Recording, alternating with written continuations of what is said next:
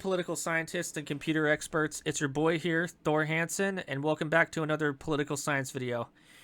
It's been a few months since I've done this, and I've been pretty busy lately, but I figured that it was time to do this again.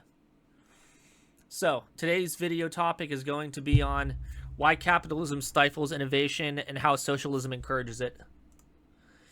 How innovation works under capitalism. According to Adam Smith's capitalist economic book, in his book, The Wealth of Nations, competition for profit among producers creates incentives for entrepreneurs to pursue innovation in order to meet consumers' wants and needs through refinement of existing goods and services or the creation of new ones, and reduce the cost of production and exchange. Investment, in theory, is supposed to drive innovation through competition, as profits are the main driver of innovation.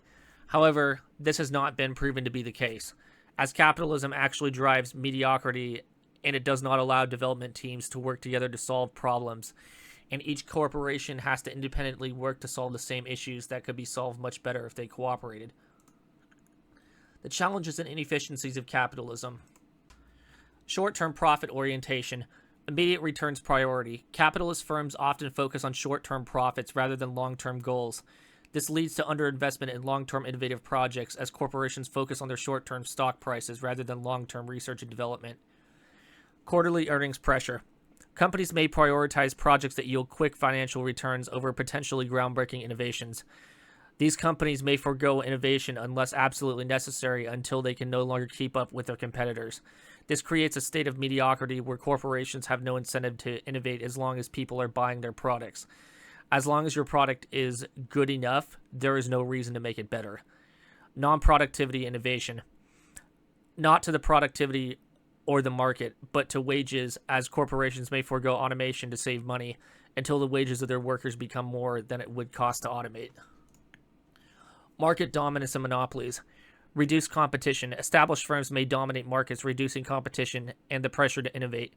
Like I said before, as long as a company's stock price is doing well and people keep buying your product, there is no reason to innovate something better. Barriers to entry. New companies may struggle against established players, limiting the diversity of ideas and innovations since newer companies can't afford to innovate, as that requires a large amount of startup capital. Risk aversion. Fear of failure. Companies may avoid high-risk innovations due to fear of financial loss, stifling creativity and experimentation. This often creates inefficiencies that further decrease investment in research and development. Investor pressure. Investors often favor stable, predictable returns, discouraging companies from pursuing ambitious innovations, as this costs too much money in their eyes. Therefore, corporations only innovate when absolutely necessary. Consumer preference focus. Businesses may prioritize innovations that cater to existing market demands rather than exploring disruptive ideas. Ultimately, their goal is to satisfy customers rather than outperform competitors, as they wouldn't want to do anything that's too disruptive to the market, which I see as pointless, as your product should be as good as it can possibly be. Capitalism stifles innovation by design. Non-cooperation. Anytime a brand new technology is in the process of research and development, a bunch of companies will be working on it at once, with no coordination or cooperation allowed due to competition. This forces companies to figure everything out for themselves, leading to inefficiency. Massive amounts of capital investment. Depending on the technology, it may take a massive amount of capital investment to even take part in the process of research and development. For example, think of companies trying to develop a fusion reactor. There's only a handful of companies in the world working on it because the cost is so prohibitively expensive to build the infrastructure for a fusion reactor, a lab, employees, and resources to fuel that reactor. Inefficiencies. Some technologies don't require the same level of capital investment, so there may be thousands and thousands of businesses working independently on solving the same problem at any given time. Capitalism stifling innovation continued. Non-cooperation continued. Because of a fundamental law of the capitalist system, competition between businesses on having the most efficient technologies, businesses are prevented by design from working on the same technology together. This creates inefficiency that could be solved by cooperation and working together as a team. Inefficiencies at every level. You have thousands, tens of thousands, hundreds of thousands of businesses all working to solve the same problem, and because they have to compete instead of cooperate, none of them can share what they've learned with each other. They can't pool resources or brain power. If an employee at another company has figured out part of the problem and you figure out the other part, you guys are out of luck until you both figure out the problem yourselves. Just try to imagine for a minute the level of brain drain that this has resulted in across the world. And then think for a moment about what we could accomplish if we worked together to develop new technologies, rather than working to come to the same conclusions independently that would have been done in a fraction of the time just by allowing scientists at different firms to talk to each other and share information. The weaknesses of the inefficiencies of capitalism. Socialist countries like China are beating us on so many levels due to the inefficiencies of capitalism. The US is behind China in almost every technology today, and the gap is getting wider and wider. China has over 75% of the world's 5G towers. They have quantum computers that are a million times more powerful than anything we have. They're far ahead in their development of AI. They even have restaurants ran by human-looking robots. They have more than 5 times the high-speed rail as the rest of the world combined. They're at the cutting edge of nuclear technology. They're way ahead of us with 6G. They're way ahead of us in stealth technology, missile defense. The list could go on. The issue is due to the inefficiencies of competition, of capitalism, and short-termism. We are falling behind the Chinese Communist Party. The Soviet Union was so much more efficient and developed than you think it was. Strength through collective knowledge. This is what you can do when you work together and share information. The Soviet Union for centuries was a backward, agrarian, semi-feudal autocratic country devastated by war and famine. And in less than one generation, they had sent the first animal, man, and woman into space. They completed the first orbit and sent the first satellites up. They sent the only ever rover to the surface of Venus, and it's still there. They invented the cell phone in the 1950s and developed the first mass-produced commercially available cell phone service in the world in 1963 and called it Altai. It's still in operation today. The Soviets invented the first open-heart surgery, the artificial heart, the respirator, etc. Yet what are we told about the USSR in school? Socialism discourages innovation. This is the lie of capitalism that we were told growing up so that we can keep our busted two-party system and so we can keep billionaires and big corporations in control of our government. The fact is, capitalism can't compete against socialism, and ironically, it's because of competition itself. The defeat of contradictions.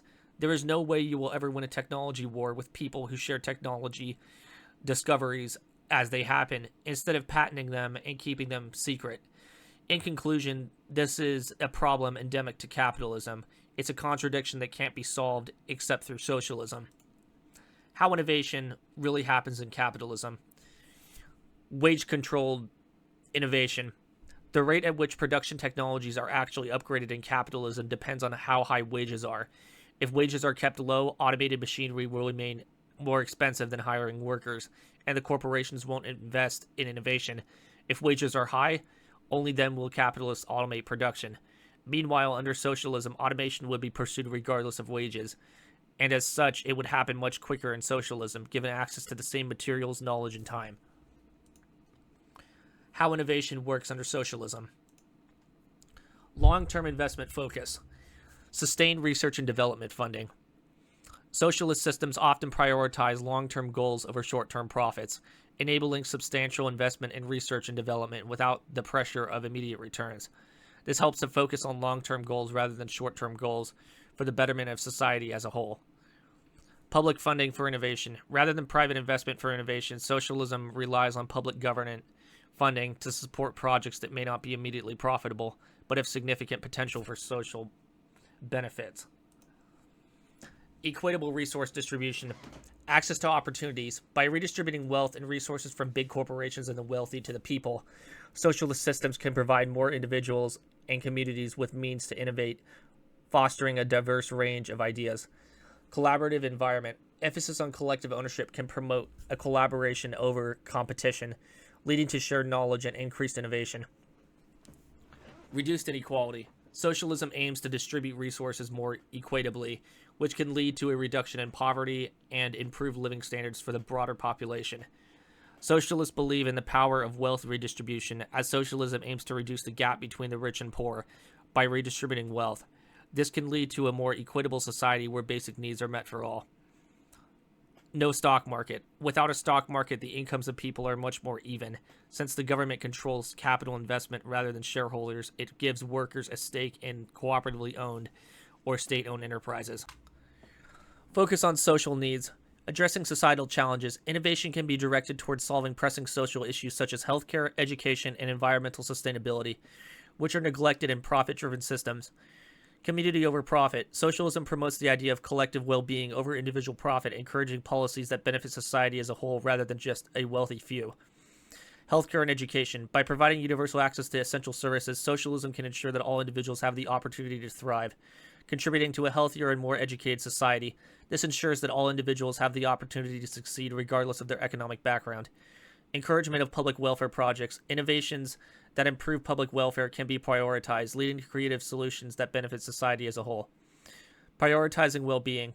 By centering policies around human needs rather than profits, socialism can create a more fulfilling and supportive environment for individuals to thrive. Worker empowerment. Labor rights. Socialism often emphasizes the rights of workers, advocating for fair wages, job security, and safe working conditions, which can lead to increased job satisfaction and productivity. Every worker is guaranteed a job, and after graduating from the university, they are given a job in the field of their choice, rather than having to search for a job under a capitalist system. There is no unemployment in a socialist system. Labor unions. Every corporation is required to be unionized. Corporations work directly with the state to negotiate labor terms and pay. Cooperatively owned corporations, also called market socialism. This is when a corporation is owned collectively by the workers themselves rather than shareholders. This gives workers a stake in their company and influence over what the company does. Employees have workplace democracies and elect their leaders and the executives. They also decide on the pay of the executives so that there will not be a situation where the CEO makes thousands of times the amount of their employees. When the company does well, instead of the profits going to shareholders, they go directly to the employees. No minimum wage. A minimum wage is a capitalist scheme designed to allow corporations to pay their employees as little as possible. Socialists negotiate wages through collective bargaining agreements between labor unions, employers, and the state. This means that the salary levels are determined by negotiations between labor unions, companies across different sectors, and workplace democracy. Reduce market pressures. Less competition. Due to not having a stock market and using an economic model based on equitable distribution of goods, socialism uses a less competitive environment. This allows for more exploratory and experimental approaches to innovation, as firms are not solely focused on beating rivals and instead collectively working together to solve problems to be as efficient as possible. Stability for innovators. With basic needs met, like healthcare and education, individuals may be more willing to take risks and pursue innovative ideas. With people having their needs met and being paid wages that can be lived off of, people don't feel the need to compete with one another to get ahead. Economic resilience. Socialism can provide mechanisms for stabilizing the economy during downturns, reducing the impact of economic crises on individuals and communities. Stability and security. Economic stability. Socialism can provide more economic stability through regulation and planning, which can help mitigate the effects of boom and bust cycles characteristic of capitalist economies. With no stock market, the economy is not prone to boom and bust cycles, which means very high economic stability. Economic independency.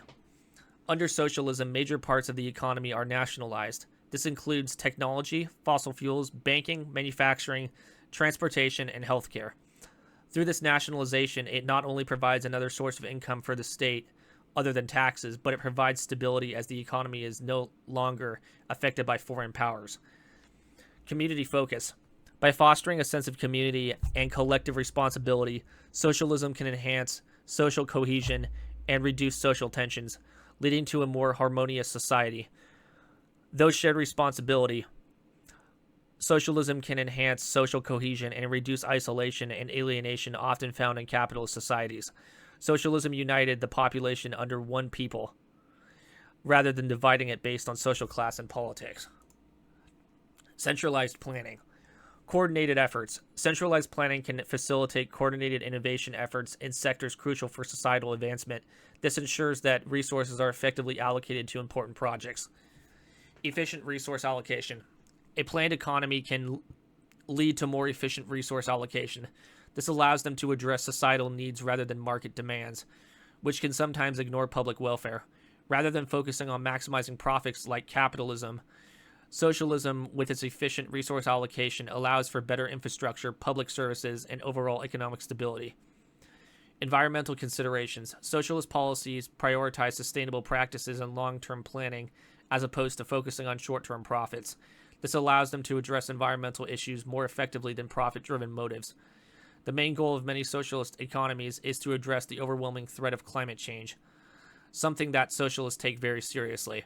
Socialists address the issue by implementing a combination of low to net zero carbon emission energy production through nuclear, solar, wind, hydroelectric, geothermal, and biofuels. All right, this is a speech I've written about the superiority of socialism over capitalism. Ladies and gentlemen, today we gather to discuss a topic that has shaped our societies, economies, and lives, a debate between socialism and capitalism.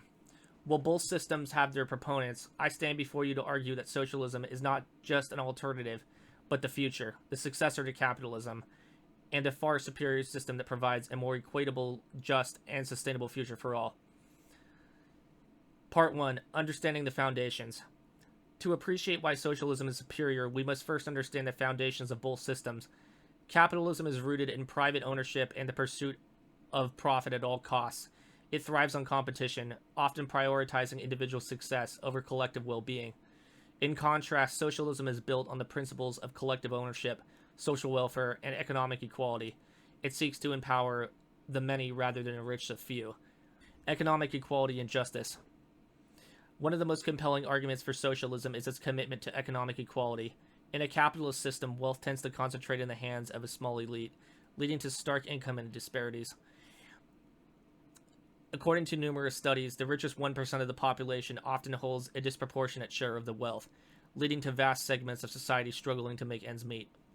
Socialism, on the other hand, seeks to redistribute wealth through progressive taxation and social programs.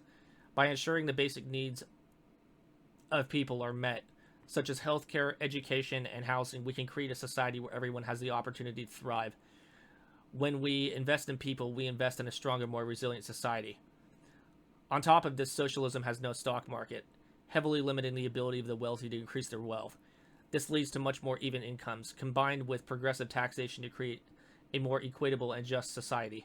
Since the government controls capital investment rather than private shareholders, it gives workers a stake in cooperatively owned or state-owned enterprises. Combined with nationalization of the banking system, credit scores are abolished and people no longer are punished for going into debt. The state uses much fairer loan terms based on income rather than a credit score system to determine credit worthiness. This allows everyone to get a loan and does not discriminate on things such as race, religion, or social class. In addition to this, the state is in charge of fair housing terms. For starters, redlining is abolished, and so are ghettos. The housing district lines are redrawn to include previously redlined sections that are deemed hazardous to investors. Cities are forced to spend the majority of their money on previously redlined areas for housing to give these areas access to schools, parks, clean air, and as previously mentioned, fair loan terms. Outlawing redlining and relaxing the housing planning laws makes more homes able to be built and makes more affordable housing for everyone.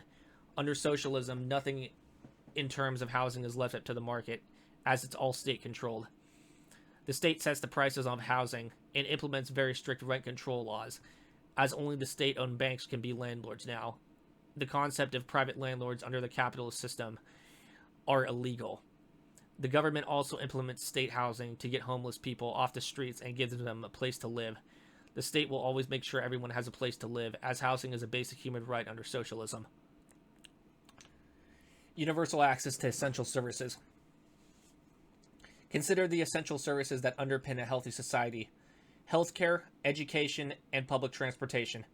In capitalist systems, access to these services is often determined by one's ability to pay, leading to inequalities that can have devastating consequences.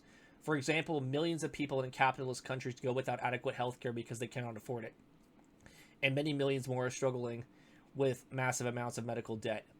In the United States, medical debt is the leading cause for bankruptcy, and 3 million Americans a year are forced into bankruptcy over outrageous medical costs, many of whom have medical insurance.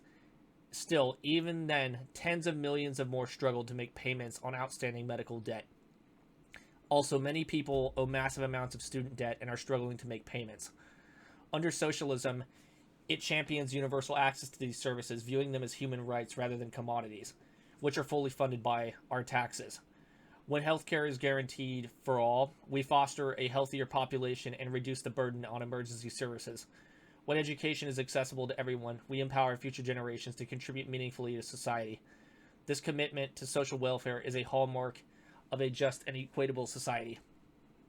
Empowering workers. Another key advantage of socialism is its focus on empowering workers. In capitalist systems, workers are often viewed as mere cogs in a machine, subject to the whims of market forces and corporate interests.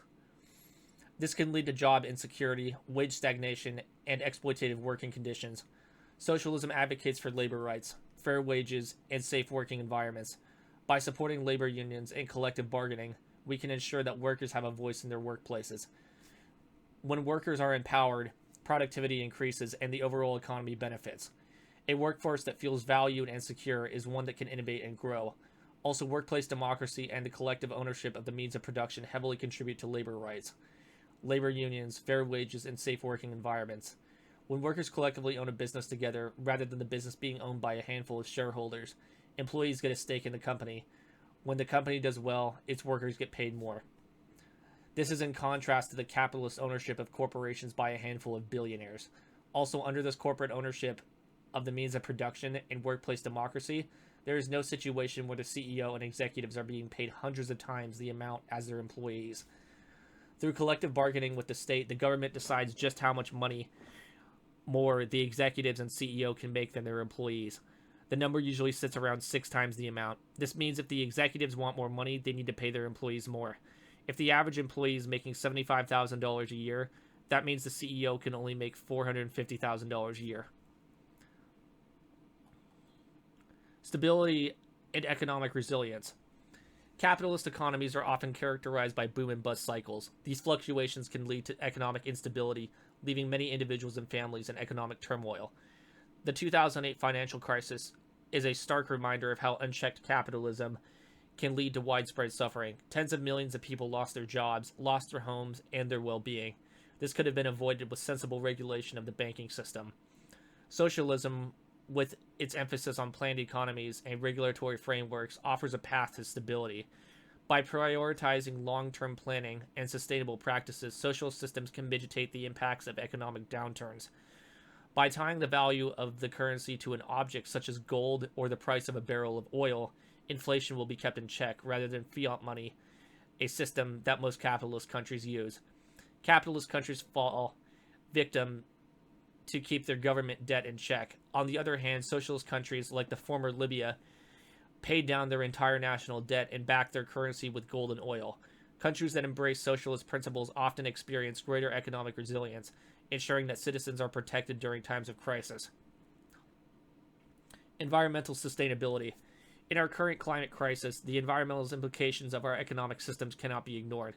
Capitalism, driven by the pursuit of profit, often prioritizes short-term gains over long-term sustainability. This has led to the environmental degradation, pollution, and climate change, threatening the very future of our way of life, as well as the planet. Socialism, with its focus on collective well-being, can lead to a way towards a more sustainable future. By prioritizing environmental stewardship, socialist policies can promote renewable energy, conservation, and sustainable agriculture.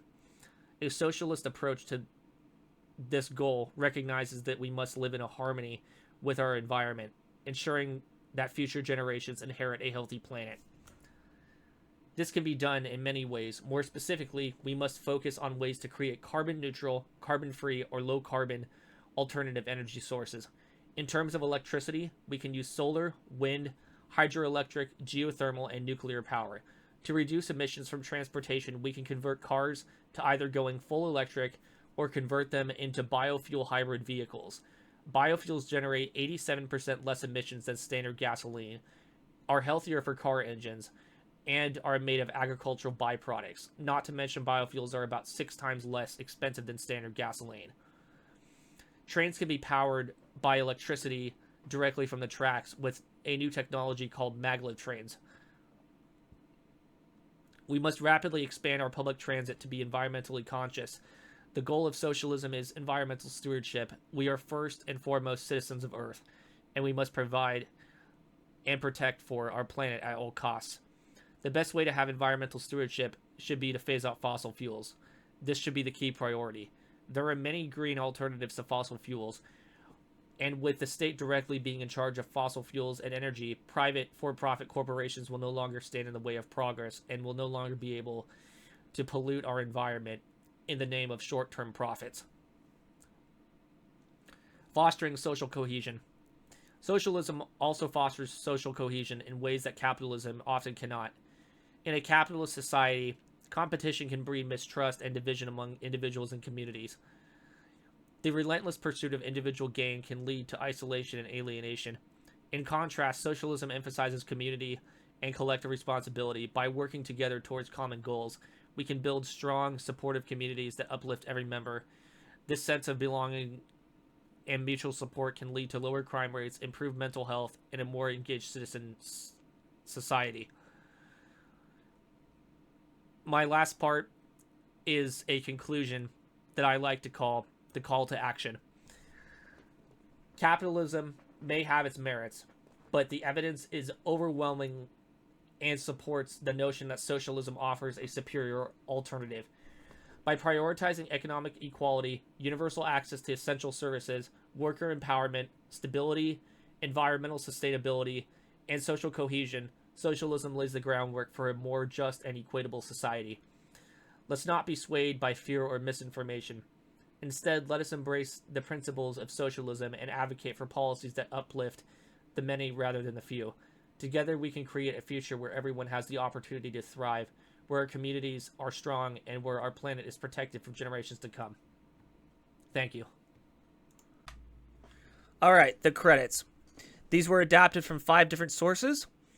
Adapted from the book Arguing About Political Philosophy by Matt Zawinski, Das Kapital by Karl Marx, The State and Revolution by Vladimir Lenin, Innovation Under Socialism by Vanessa A.B., and Socialism is the Future, Our Generation Will Win It by Sybil Davis, Madeline Freeman, Miriam Allens, Olivia Wood, Alison Noel, and Carmen Mefe.